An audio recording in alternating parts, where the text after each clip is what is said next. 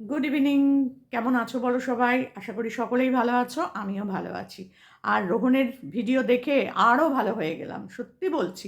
এত সুন্দর সুন্দর গিফট, সত্যি যিনি দিয়েছেন তাকে অনেক অনেক অনেক নমস্কার।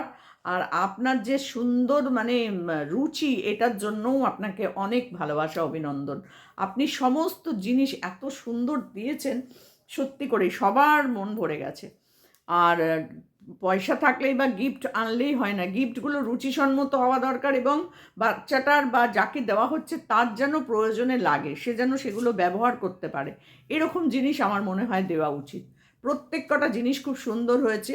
রোহনের জন্য যে গিফটগুলো, সেগুলোও খুব সুন্দর হয়েছে। রোহনের জন্য যে থালাটা পাঠিয়েছেন সেটাও খুব ভালো হয়েছে। আর সোনামার জামাগুলো, সেগুলোও ভালো হয়েছে, শীতের জামা, সেটাও খুব সুন্দর হয়েছে। প্রত্যেক কটা জিনিস খুব সুন্দর হয়েছে। সোনামার জন্য খাবার, তার সাথে খাবারগুলোও খুব ভালো খাবার আপনি পাঠিয়েছেন। আর রোহনের জন্য চিড়ে ভাজা খুব ভালো করেছেন, সত্যি খুব সুন্দর লাগলো। আপনাকে তো দেখতে পেলাম না, দূর থেকেই আপনাকে প্রণাম জানালাম, অনেক অভিনন্দন জানালাম রোহনের পাশে এইভাবে থাকার জন্য। আর সব থেকে যেটা ভালো লাগলো সেটা হচ্ছে ওই ছোট্ট ব্যাগটা। হায়দ্রাবাদ থেকে একটা গিফট 2,500 টাকা মতন, না 2,000 কত যেন বললো রোহন, আমার ঠিক মনে নেই, সেই টাকাটা প্লাস ওই যে ব্যাগটা যেটার মধ্যে টাকা জমিয়ে জমিয়ে সোনামার জন্য রাখা হয়েছে, সেই ব্যাগটার গিফটটা খুব সুন্দর। আর সেই টাকাটা আমি সবসময় রোহনকে বলবো যে রোহন, টাকাটা কিন্তু অন্য কোনোভাবে খরচ করবে না। সমস্ত টাকাটা তুমি সোনামার জন্য, সোনামার ভবিষ্যতের জন্য তুলে রাখবে, হয় ব্যাংকে নয় পোস্ট অফিসে, আর না হলে পরে কোনো সোনার জিনিস কিনে তুমি সোনামাকে দেবে। কারণ টাকা থাকলেই কিন্তু টাকা খরচ হয়ে যাবে, এইটা একটা এমন জিনিস। টাকা কিন্তু হচ্ছে খুব চঞ্চলা, জানো তো, লক্ষ্মী খুব চঞ্চলা, ধরে রাখতে খুব কষ্ট। তো সেই জন্য বলছি, টাকাটা ওর কাজে যেন লাগে সেই রকমভাবে রেখে দেবে। এখন তো ও ছোটো, এত টাকা ওর এখন লাগবে না, যাতে বড় হয়ে টাকাটা কাজে লাগে সেরম কোনো কাজের মধ্যে টাকাটাকে ঢুকিয়ে দেবে। ফিক্সড করে রাখলে ওটা বাড়বে, ডবল হবে। আর যদি সোনা কিনে রাখো, সোনার যা দাম, হয়তো ছোট একটা জিনিস হবে কিন্তু ভবিষ্যতে ওটার দামটা কিন্তু অনেক বাড়বে। তো সেরকমইভাবে কিন্তু টাকাগুলোকে খরচ করো। আর সব থেকে ভালো খবর যেটা, সোনামা স্কুলে ভর্তি হচ্ছে, এইটা যে আমি কি খুশি হয়েছি তোমাদের কাছে কি বলবো। সোনামার স্কুলে ভর্তি হওয়াটা খুব জরুরি ছিল, খুব জরুরি। এক তো সোনামার কথা বলায় প্রবলেম আছে, রোহন নিজেই বলে, হাসে রোহন, এই যে খেজুর বলতে বলেছে, ও কি যেন হুজুর না কি যেন একটা বলেছে, সেইটা শুনে রোহন নিজেই হেসেছে, আমিও হাসছিলাম। সেই জন্য বলছি, ওকে কিন্তু একটা স্কুলে ভর্তি করানো খুব দরকার। আর বাচ্চাদের সাথে থাকলে তাদের সাথে কথা বলতে বলতে যদি জড়তাটা মুখের কাটে, না হলে পরে ওকে একটা ডাক্তার কিন্তু অবশ্যই দেখিও রোহন। একটা বাচ্চা তো, বাচ্চাটার আর মেয়ে সন্তান, ওর কিন্তু কথা বলাটায় এখনও জড়তা আছে। তো ওকে একটু ডাক্তার দেখিও প্লিজ, ওকে একটা ডাক্তার দেখিও। সব কিছু ভালোর সাথে সাথে এই ভালোটাও তুমি কিন্তু করার চেষ্টা করো, ওর জড়তাটা কিন্তু খুব কাটানো দরকার। স্পিচ থেরাপি বলে একটা জিনিস হয় বাচ্চাদের বড়দের সবার, সেটা করলেই ওর এটা ঠিক হয়ে যাবে। ও তো অনেক কথা বলতে পারে, অনেক কথা শিখে গেছে এখন, কিন্তু কিছু কিছু কথা ওর মুখে এখনও আটকে যায়। ওর সাথে রোজ রোজ বেশি করে করে কথা বলবে, কবিতা বলবে, এবিসিডি বলবে, দেখবে ও ঠিক বলতে বলতে বলতে বলতে ওগুলো ঠিক হয়ে যাবে। তো সব কিছু মিলিয়ে ভিডিওটা খুব ভালো লেগেছে। তার সাথে সব থেকে ভালো লেগেছে লিসানের স্কুল আর সোনামার স্কুলে ভর্তি হওয়া, এই দুটো জিনিস আমার মন ছুঁয়ে গেছে। কারণ আমারও এরকম একটা নার্সারি স্কুল আমার বাড়িতে ছিল। 14 বছর 15 বছর আমি সেই স্কুলটাকে নিজে বড় করেছি, তিল তিল তিল তিল করে বড় করেছি। আর সেই স্কুলটা যখন আমার বাড়ি বিক্রি হওয়ার সময়, স্কুলটা বন্ধ হয়ে যায় না, আমি যে 7-8 দিন 10 দিন আমি কিছু খেতে ঘুমোতে পারতাম না, এত কষ্ট পেতাম, এত কষ্ট পেতাম। ওই স্কুলটা করার জন্য আমি যে কি কষ্ট করেছিলাম, সেই গল্প তোমাদের কাছে একদিন নিশ্চয়ই শোনাবো। প্রতিটা দিন আমি ঘুরে ঘুরে ঘুরে ঘুরে বেড়াতাম। আমি আর আমার এক বান্ধবী মিলে স্কুলটা করেছিলাম, মানে প্রচণ্ড কষ্ট করেছিলাম।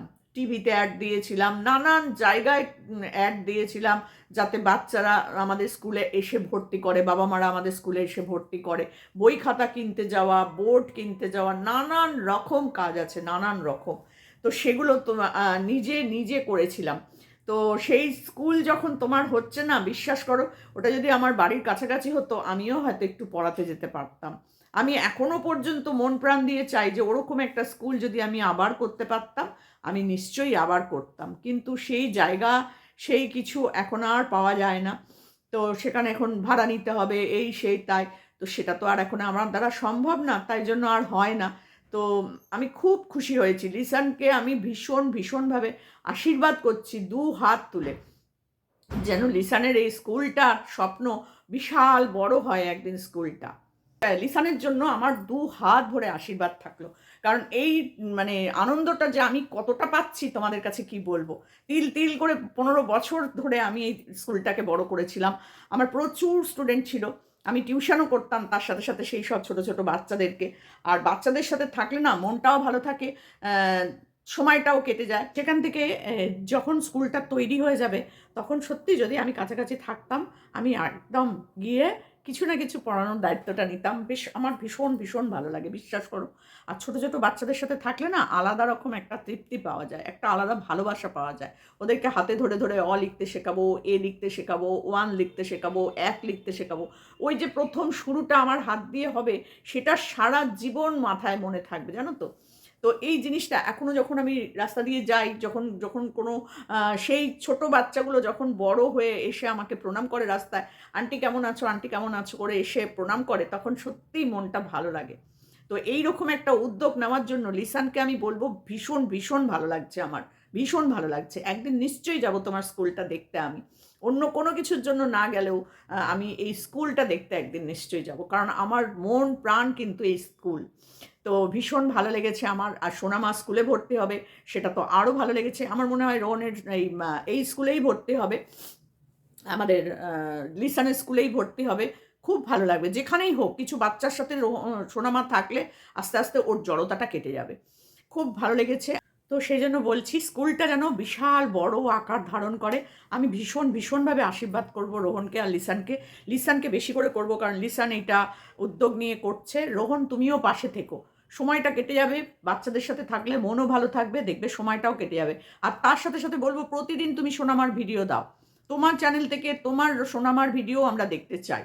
আমার আমার কথায় যদি একমত হও বন্ধুরা, তোমরা কমেন্ট বক্সে কমেন্ট করবে যে আমরা প্রতিদিন রোহনের চ্যানেল থেকে রোহন আর সোনামার ভিডিও দেখতে চাই। তুমি যদি প্রতিদিন ভিডিও দাও, সেখান থেকে তোমার কিন্তু একটা ইনকাম হবে, কারণ তোমার ভিডিওতে প্রতিদিন 30-40 হাজার ভিউজ এমনি চোখ বুজে হবে, এমনিই চোখ বুজে হয়। তো সেখানে দাঁড়িয়ে তুমি যদি প্রতিদিন ভিডিও দাও, তাহলে মাসের শেষে কিন্তু একটা টাকা তোমার ঢুকবে। সেটা থেকে তোমার চিকিৎসার খরচ, ওষুধের খরচটা তো উঠবে রে বাবা। তোমার বাবা আছে, তুমি আছো, বা অন্য কোনো ইনকাম থাকতেই পারে, কিন্তু নিজস্ব ইনকামটা কিন্তু বড় একটা আলাদা একটা পাওয়ার। তো সোনামার ভিডিও আমরা প্রতিদিন দেখতে চাই, প্রতিদিন তোমার চ্যানেল থেকে আমরা ভিডিও দেখতে চাই। গাছের ভিডিও দেখাবে, বাগান করছো, সুন্দর করে নতুন ফুল গাছ লাগাও, সেইগুলো ছাদের ওপর সুন্দর করে পরিচর্যা করো, এইগুলো দেখাও। আর এত ঠান্ডা, কোনো সময় বাইকে করে সোনামাকে নিয়ে বাইকে করে রাস্তায় বেরিয়ে সেই ভিডিও আমরা কিন্তু কেউ দেখতে চাই না। তুমিও এখন বাইক চালিয়ে ঘুরে বেড়াও বা এদিক ওদিক গিফট আনতে চলে যাও। যারা গিফট দেবেন, দয়া করে তারা এখন রোহনকে কোথাও ডেকে পাঠিয়ে গিফট দেবেন না। যদি দিতে হয় ওর বাড়িতে এসে দিন, তাও ভালো। না হলে ওই স্টেশনটা যেটা হচ্ছে লক্ষ্মীকান্তপুর, সেটা ওর বাড়ি থেকে খুব একটা দূরে নয়, সেরকম একটা জায়গায় এসে দিন। এই এত দূর কিন্তু রোহনকে ডেকে পাঠাবেন না। গিফট দেওয়া ভালো জিনিস, ভালোবাসা ভালো জিনিস, কিন্তু একটা অসুস্থ মানুষকে নয়। খুব ভালো করেছো জন্মদিনের এইরকম একটা উদ্যোগ নিয়ে, যেখানে ছোট বাচ্চাদেরকে খাওয়াবে আর মাদ্রাসার বাচ্চা অনাথ বাচ্চাদের খাওয়াবে। এটা খুব ভালো করেছো, সত্যি খুব ভালো করেছো।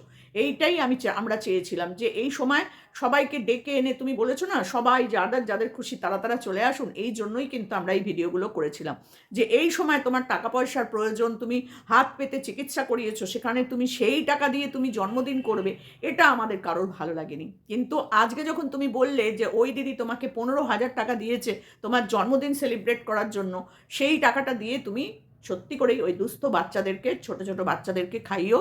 সোনামারও ভালো লাগবে, মারিয়ামেরও ভালো লাগবে। এই কাজটাই তুমি করো। তো তাদেরকে খাওয়ানো মানে ভগবানের সেবা করা, তোমাদের আল্লাহর সেবা করা, এটা সবসময় মনে রাখবে। তাদের মধ্যেই ভগবান বিরাজ করে। তো এই কাজটাই করো, খুব ভালো লাগবে। আর আমরা নিশ্চয়ই যাব, আমি তো অবশ্যই যাব। তবে হ্যাঁ, 1 তারিখ আমি যাব না, সেখানে ছোট বাচ্চারাই করুক। আমি 1 তারিখ যেতাম, 1 তারিখ অবশ্যই যেতাম আমি, কিন্তু আমার 1 তারিখ যাওয়া হবে না, কারণ আমার নাতনির জন্মদিন আছে। তো সেখানে আমাকে তো থাকতেই হবে, বুঝতেই পারছো। তো আমি 1 তারিখ যাচ্ছি না, সেটা তোমাদের সাথে শেয়ার করে দিলাম। আমি কিন্তু যেতাম, জন্মদিনে কিন্তু আমি যেতাম, কিন্তু আমি 1 তারিখ যেতে পারছি না।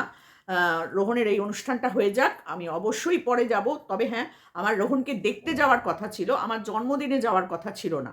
আমি রোহনকে দেখতে যেতাম, কিন্তু সেটা 1 তারিখের পরেই যাব, কারণ 1 তারিখ ও বাচ্চাদের নিয়ে একটু সময়টা কাটাক, আর পরিবার নিয়ে সময় কাটাক। লিসানের পরিবার যেন অবশ্যই থাকে সেখানে, আর সোনামা, মারিয়াম এরা যেন আনন্দ উপভোগ করে। আমি অবশ্যই পরে যাব, কারণ অসুস্থ মানুষ রোহনকে দেখতে যাব। সুস্থ অবস্থায় রোহনের সাথে অনেক সময় কাটিয়েছি, দেখা করেছি, রোহন আমার বাড়ি এসছে, অনেক মুহূর্ত কাটিয়েছি, কিন্তু অসুস্থ একটা মানুষকে দেখতে যাওয়াটা কিন্তু আলাদা একটা ব্যাপার।